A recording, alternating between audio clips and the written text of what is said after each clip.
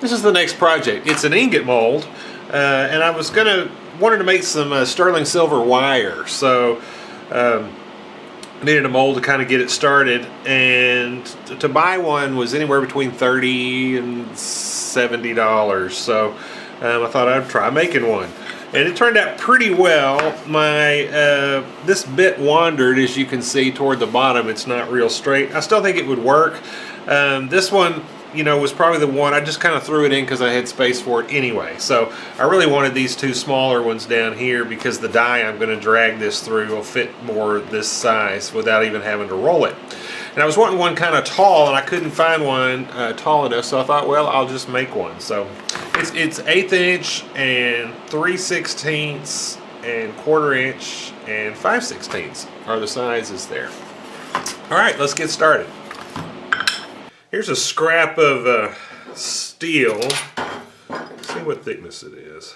Looks like it's 3/8. And I'm going to start laying out this. I want the base to be pretty much square, so it's 2.5. So I'm going to cut a piece of this like 2 3/8, and I'm going to bring it down to 2 1/4. And then I'm just going to take what's left and split it in half. Alright, we'll get that over to the bandsaw and get it cut.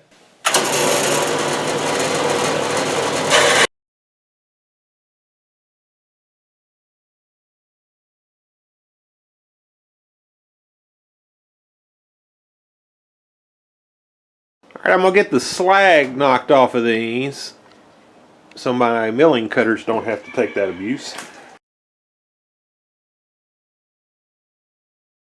Alright, I've got an indexable end mill in here, and I'm going to start getting these edges evened up.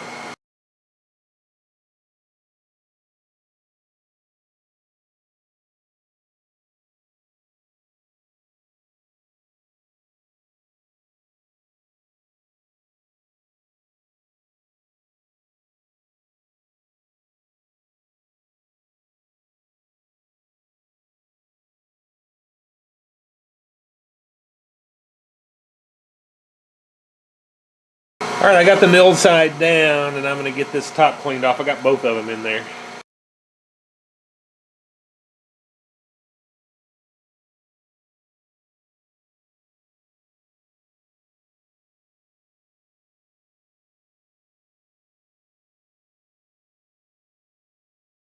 Now that I got the two sides parallel, I got a couple of parallels in here. And I'm going to go ahead and get this. I'm going to go ahead and get the tops flattened off.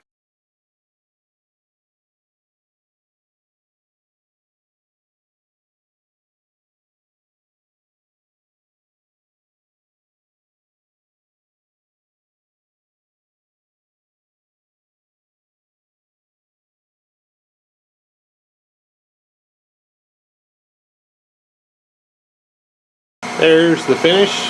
Not excellent, but it'll work. Alright, side 2.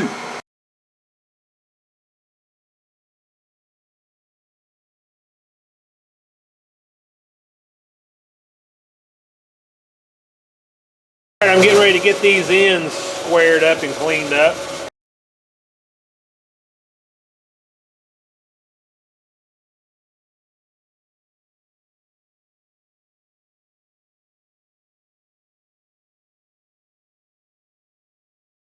Gives a pretty good finish. Well, some of you probably noticed as that last cutter was coming off the end, it kind of dug in a little right here, and I'm almost 10 thousandths lower here. So I don't know if maybe I was taking too much. I'm not exactly sure how that happened, but I've got a different cutter here. Might be a little sharper, it's a little wider, and I'm going to take some fine cuts off of here until I'm satisfied that we're flat.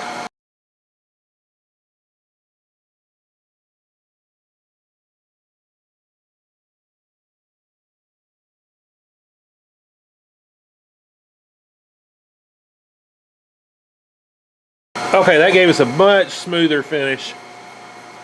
I won't be able to know if it's exactly flat until I pull it off and check it, but I'm going to flip it over and do the other side. I've got the two sides of our mold clamped in the vise together, and I'm going to take a indicator and get this indicated in. So I'm going right down the middle, and then I've got to divide this off. I'm putting 4 holes in, so I need to divide this by 5, and that'll tell me where my holes are supposed to go.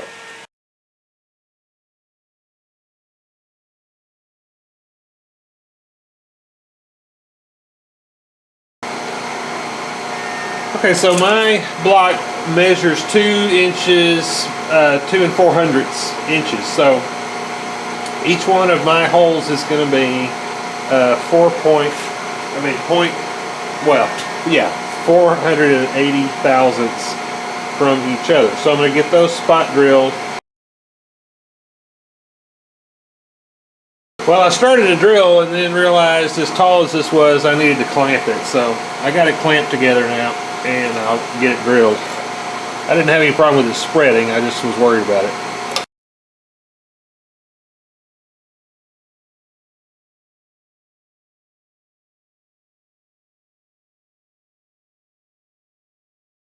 Okay, I'm going to drill the first hole, and it's 1/8 of an inch in diameter, and my bit's not long enough, so it's going to take me down to about here. And then I've got a long bit that I'll chuck in there, and it should take me to the bottom.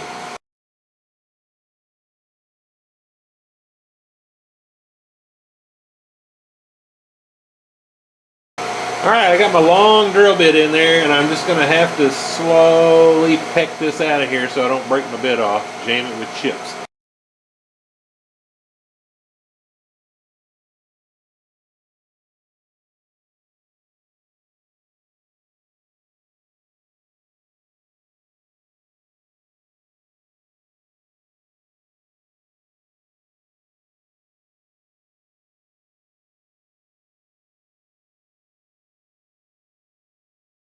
Alright, I'm getting ready to tap these holes. My camera cut out, so I don't know if I have the footage of drilling these holes or not. They're number 21, which is the pilot hole for a 1032 tap. I put a little tap magic on here and getting ready to get these tapped.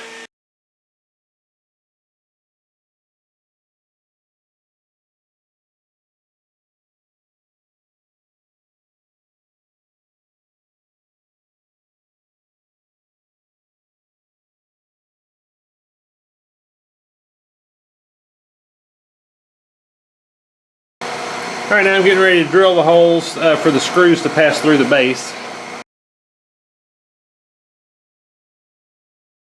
I'm going to use a 3/8 end mill to recess a hole for the head of the screws.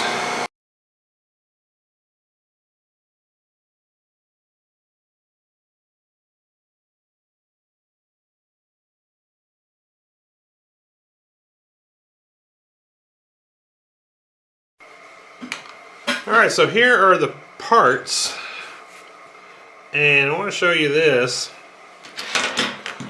It's kind of interesting. I was drilling out those holes. Look at this one right here. Must have had a bad grind on that drill bit, because that long one, this is where the shorter one stopped, and then this one took over, and it just wandered all over the place. So luckily it didn't get in my hole over here. So I think it'll be alright. I'm just disappointed, that it came out that way. But it'll probably work for what this is supposed to be. Hopefully if you or somebody makes one of these, yours will turn out better. But let's go ahead and get this screwed onto here.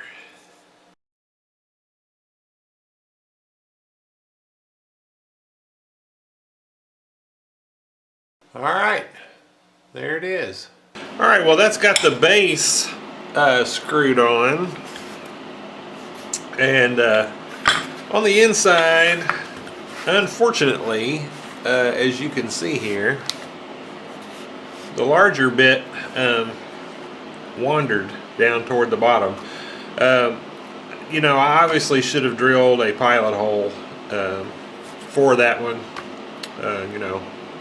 Live and learn, I guess. But I think it'll probably still work as is, and this was probably the one I would use the least anyway. I was really wanting these two smaller ones down here. So I think this is going to work really well for what I'm wanting to do. I'm going to try to pour and form some silver wire. So if you're interested in that, catch those videos coming later on. And I hope you enjoyed this project. Thank you for watching.